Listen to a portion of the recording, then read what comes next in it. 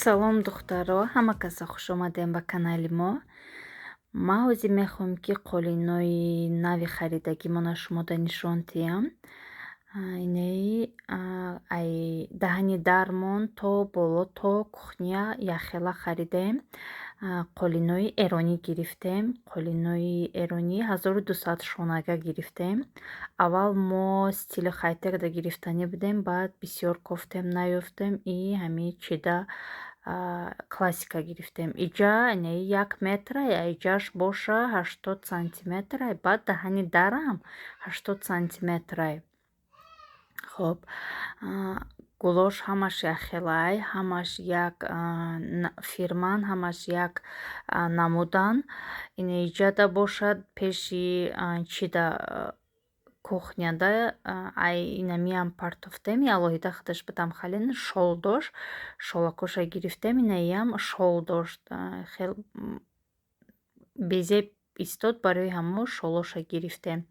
Хоб иҷада барои чӣ ду тақсим кардем ки даҳани дарай чӣ хел тез чиркин мешава, ҳам шуштанаш осон шава гуфта, баъд ҳамин хел иҷая болодат ай болои стол то поёна дигар гирифтем и истиша дигар. Инҷа пеши плита, пеши раковинадам алоҳидача гирифтем ки чиркин кишид тез шушта бушаваша. Хоб иҷа ваннада дута майдача гирифтем, якта пеши унитазу и яктаи дигар пеши раковинада. Ин хел дута майда гирифтем.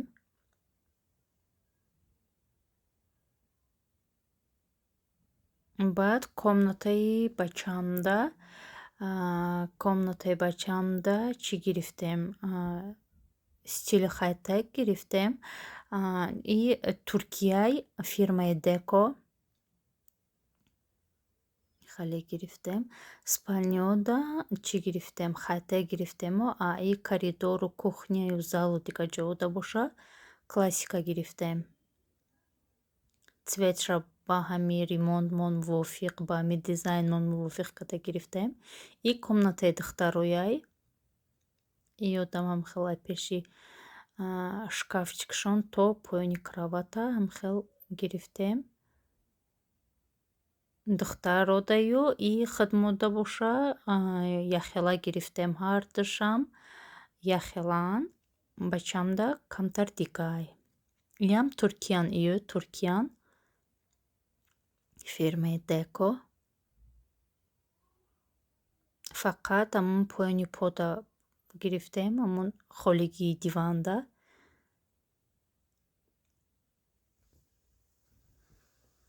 Хоб иҷа аку залай.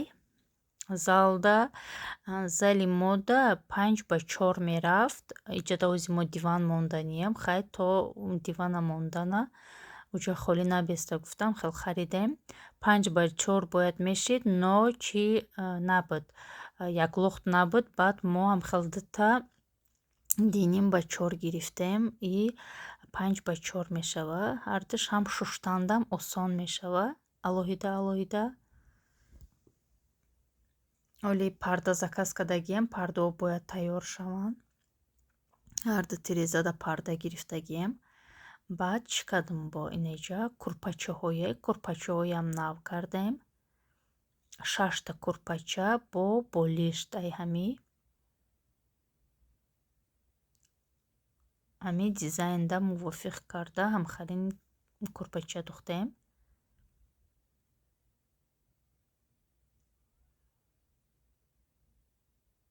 хиёл мекунем ки ҳамин хона ба ҳамин пардаву чии қолин хушрӯй мешава. хоб қолини зал намихелай хай духтаро ҳамхали қолино гирифтем. И телевизора иҷа мебурорем, ёлиам хе истода иҷада. Инам хе буд қолинои мо.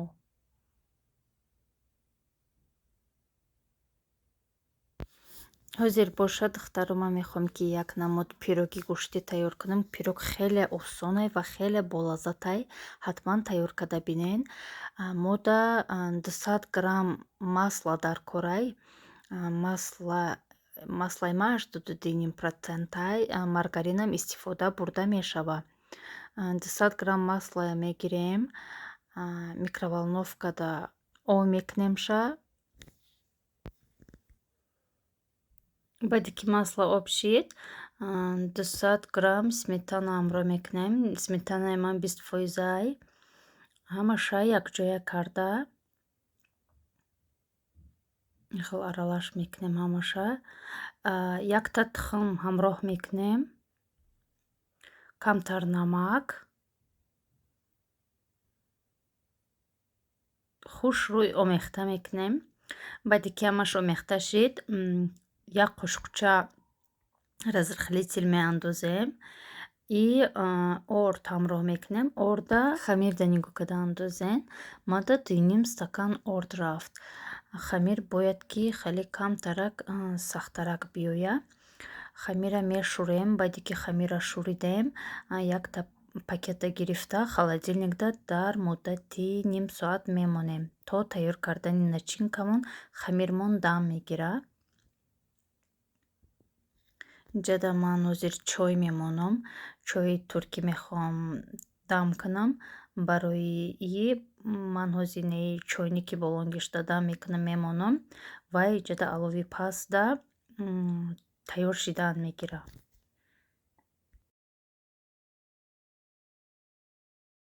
барои дурини пирог ман 2 картошка, 2 пиёз гирифтам. Пӯскадам, нози ҳамаша реза мекунам, меандозам. Баъд камтар фарш ай гӯшти гов и камтар филеи мурғ, гӯшти мурға майда карда реза карда ҳамаша омехта мекунему. зираворие ки маъқулаймон меандозем, намак мекунем, камтарак равғани растаниам ҳамроҳ мекунам, барои он ки гӯшти ман беравғанай начинкаш ба мазза биёяд гуфта камтар равғанам ҳамроҳ мекунам. ин начинкамон тайёр мешавад.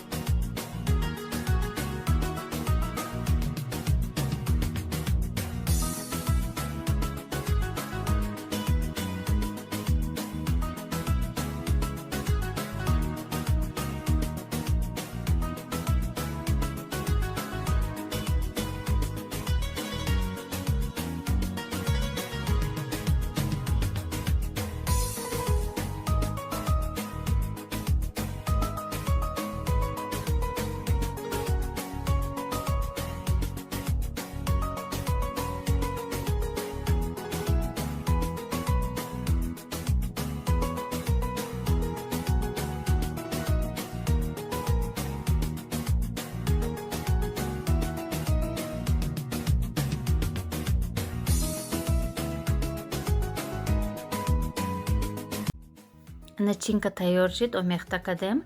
Ако мегузарем ба тунук кардани хамир. Хамира аз яхдон мегирем, дар болои ҳамун пергаменте ки мепазем ҳамуда сразу тунук мекунем. Хамира 2 тақсим мекунем.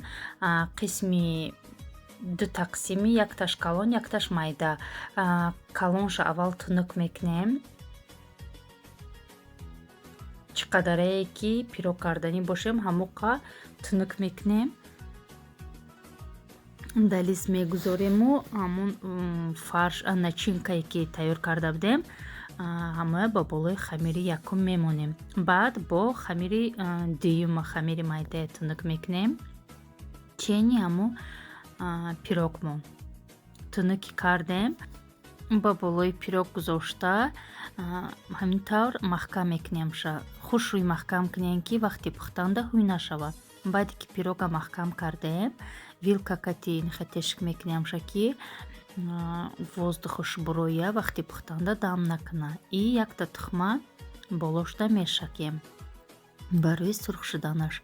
Шумо метавонед ки кунҷут ё ки сиёдона пошен и пазенша. Духовкаи пешакӣ гарм кардаги 200 дараҷада муддати 40-45 дақиқа мемонем то пухтан ша. Ина духтаро пироги мо тайёр шуд. Чӣ хел пироги хушрӯ омад. Ҳам навид хушрӯай, ҳам бушам хел хушрӯай. Мебинед чӣ хел хушрӯ ҳак дам кард, хушрӯ пухт. Ягон ҷош кушода нашуд.